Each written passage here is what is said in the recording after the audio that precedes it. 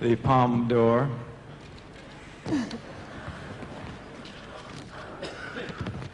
Goes to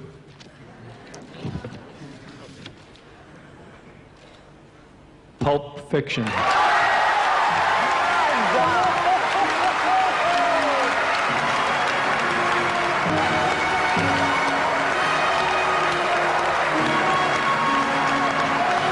You know, it's funny because I never expect to win anything at any festival I've gone to where a jury has to decide, because I don't make the kind of movies that kind of bring people together. Okay? And you got to find the one movie that brought them all together. I kind of make movies that kind of split people apart. Nous sommes le 23 mai 1994 et Clint Eastwood, président du Festival de Cannes, vient de remettre la Palme d'Or à Quentin Tarantino pour Pulp Fiction, le deuxième film du réalisateur. Après Reservoir Dogs, un film au budget modeste de 1 200 000 $, financé en grande partie grâce à l'investissement de Harvey Keitel dans le long métrage, Pulp Fiction permet à Quentin Tarantino de développer sa narration non chronologique, proposer plusieurs histoires dont les protagonistes vont se croiser, et écrire un scénario, avec Roger Avary, beaucoup plus ambitieux que sur sa première réalisation. Cette Palme d'Or représente la reconnaissance du monde du cinéma, et le succès critique et public sera au rendez-vous, faisant de Quentin Tarantino un des réalisateurs les plus en vue du moment. La question qui se posait était alors la suivante: qu'allait faire Tarantino pour son troisième film? Bienvenue dans Histoire du cinéma. Aujourd'hui, nous allons parler de Jackie Brown. Quel troisième film pour Quentin Tarantino? Cette question va agiter la presse et les fans du réalisateur pendant plusieurs années. En effet, il préfère jouer dans les films de certains de ses amis, notamment Robert Rodriguez, qui lui donne un des rôles principaux d'Une nuit en enfer, aux côtés de George Clooney. Il réalise également le dernier segment du film à sketch Four Rooms, titré Groom Service en France, co-réalisé avec Alison Anders, Alexandre Rockwell et Robert Rodriguez là encore. Après ces différentes expériences, le jeune réalisateur fait un choix qui, il le sait, va surprendre et qui est pour lui un nouveau défi. Il décide d'écrire un scénario adapté d'un roman de l'auteur Elmore Leonard. Pour cela, lui et son désormais co-scénariste Roger Avary acquièrent les droits de Freaky Dicky, en français Les Fantômes de Détroit, Kill Shot et Rum Punch, en français Ponche Créole, dans l'optique de réaliser uniquement les deux premières adaptations. Tarantino possède un lien particulier avec cet auteur qu'il admire.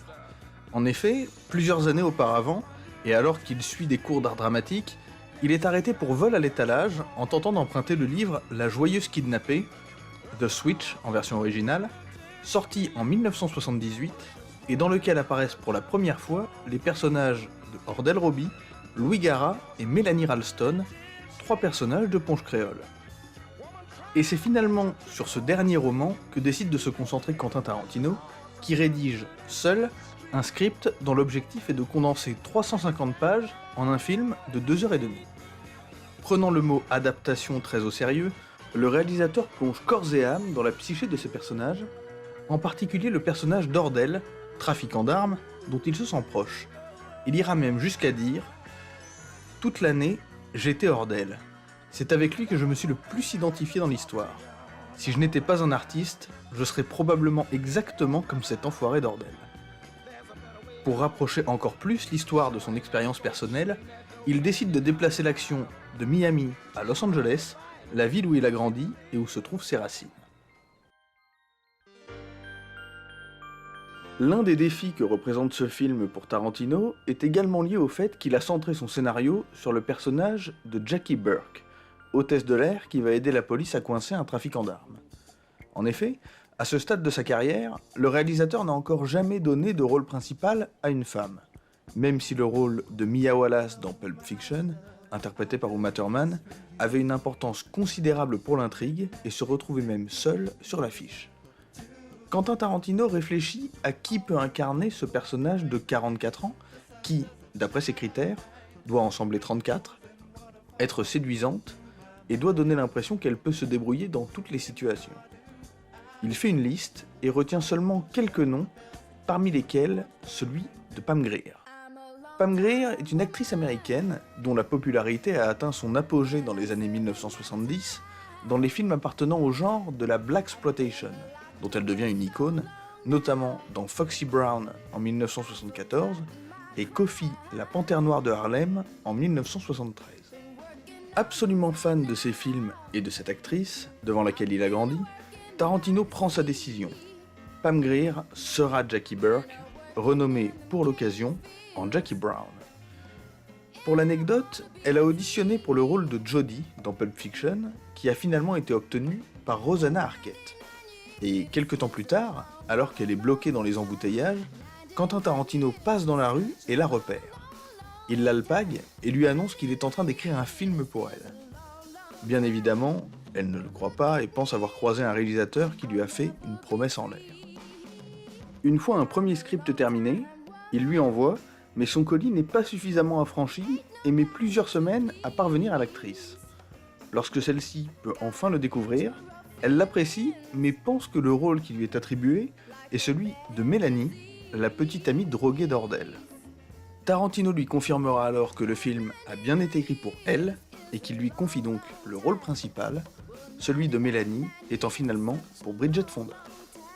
Le deuxième rôle principal du film est celui de Max Cherry, prêteur sur gage qui va tomber amoureux de l'héroïne. Ici, Tarantino fait le choix de Robert Forster, acteur sur le déclin lui aussi, qui est surtout connu pour ses nombreux rôles dans des films de série B au cours des années 1980. Conscient de l'état de sa filmographie, il décidera même de donner des cours dans des écoles de cinéma. Au début des années 1990, il a failli obtenir le rôle de Joe Cabot, finalement joué par Lawrence Tierney dans Reservoir Dogs. Ici encore, le hasard fait bien les choses, et durant l'écriture du script, Tarantino croise Forster dans un coffee shop. Il lui donne un exemplaire du roman Ponche Créole et lui demande de le lire. Quelques mois plus tard, dans ce même coffee shop, c'est cette fois le script du film qu'il lui donne. Forster considérera ce moment de sa vie comme un miracle, en voyant arriver ce qu'il considère comme le meilleur rôle de sa carrière, sans avoir à passer d'audition ou d'essai, juste en ayant été choisi par le réalisateur. Pour le rôle d'Ordel, Samuel L. Jackson est choisi, lui qui avait déjà brillé dans un des rôles principaux de Pulp Fiction, et qui est ici une évidence. Enfin, le rôle de Louis Gara, ancien co-détenu d'Ordel, est interprété par Robert De Niro, qui livre ici une prestation à 10 000 lieues de ce qu'il a l'habitude de montrer aux spectateurs.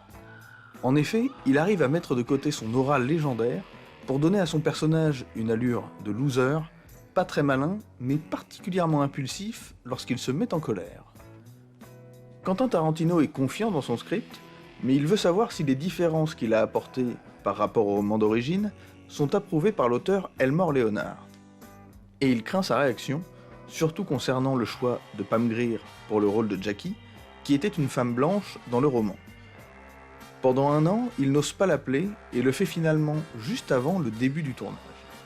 Et l'auteur se montre très rassurant, lui donnant son approbation pour toutes les modifications qu'il a pu apporter, en précisant qu'il est le scénariste et réalisateur de son film et qu'il peut faire ce qu'il souhaite. Après avoir lu le script, il dira même qu'il s'agit pour lui de la meilleure adaptation d'un de ses romans et passera sur le plateau pendant le tournage. Mais venons-en au scénario. Jackie Brown est une hôtesse de l'air travaillant pour Cabo Air, une compagnie aérienne low cost. Un jour, alors qu'elle revient du Mexique, elle est arrêtée par deux agents, un policier et un membre des ATF, la brigade du tabac, de l'alcool et des armes à feu aux États-Unis. Ils retrouvent sur elle une importante somme d'argent ainsi qu'un sachet de cocaïne. Même si la drogue ne lui appartient pas, Jackie sait très bien d'où vient l'argent. Elle profite de son emploi pour ramener du Mexique de l'argent appartenant à Ordel Robbie, trafiquant d'armes, et touche un pourcentage sur cet argent. Les deux agents ne sont pas intéressés par Jackie, ils veulent coincer Ordel. Mais la dernière personne arrêtée en mesure de le dénoncer a été abattue. Jackie, aidé de Max Cherry, prêteur sur gage qui a payé sa caution et est allé l'accueillir à sa sortie de prison, pense alors à un plan permettant de faire arrêter Ordel tout en gardant sa confiance. À sa sortie, Jackie Brown surprend et déstabilise le public, qui s'attend à retrouver le cocktail de Reservoir Dogs et Pulp Fiction, c'est-à-dire un film dont le point de vue est celui des malfrats, mêlant scènes de longs dialogues, événements présentés dans un ordre non chronologique et violence. Mais le film ne suit absolument pas la lignée de ses prédécesseurs. Beaucoup plus calme, Jackie Brown est une œuvre considérablement moins violente, avec une histoire se déroulant chronologiquement et se permettant une romance touchante entre son héroïne, forte et relativement morale, et un personnage secondaire en qui le spectateur a immédiatement confiance. Néanmoins, le film n'est pas totalement éloigné du style de son réalisateur. On y retrouve ses longs dialogues travaillés, son savant mélange entre film noir et comédie, en particulier les moments mettant en scène le personnage de Robert De Niro, hilarant, et son talent pour créer des bandes originales à partir de titres existants. Ici, c'est une compilation de titres très soul qui vient rythmer le film, regroupant des titres des Delphonics, de Bobby Womack ou encore de Randy Crawford. Si le film est un succès, rapportant 84 millions de dollars pour 12 millions de dollars de budget, il n'est pas aussi rentable que Pulp Fiction et ne devient pas un phénomène aussi important. Quentin Tarantino est déçu de l'accueil de son film, et lui qui espérait que Pam Grier, Samuel L. Jackson et Robert Forster soient nommés aux Oscars, doit se contenter d'une nomination pour ce dernier, qui ne l'obtient pas. Avec le temps, Jackie Brown a été réévalué, au grand bonheur de son réalisateur, mais il n'a finalement jamais refait d'adaptation. Au cours des années 2000, il a rendu hommage aux films de samouraï et aux westerns avec les deux Kill Bill, aux films de série Z avec Boulevard de la Mort, et aux films de guerre avec Inglourious Basterds. Les années 2010 ont été moins prolifiques, mais ont compté parmi les plus grands succès de sa carrière, avec Django Unchained, Les 8 salopards, et enfin Once Upon a Time in Hollywood, dont il a d'ailleurs fait lui-même une adaptation, en roman cette fois, sortie à l'été 2021. Quentin Tarantino va désormais s'éloigner du cinéma pour se concentrer sur le théâtre, la littérature et la télévision, et nul doute qu'une fois encore, il arrivera à nous surprendre, comme il le fait maintenant, depuis 30 ans. Merci d'avoir suivi ce premier numéro d'Histoire du cinéma, et à très bientôt pour une nouvelle histoire.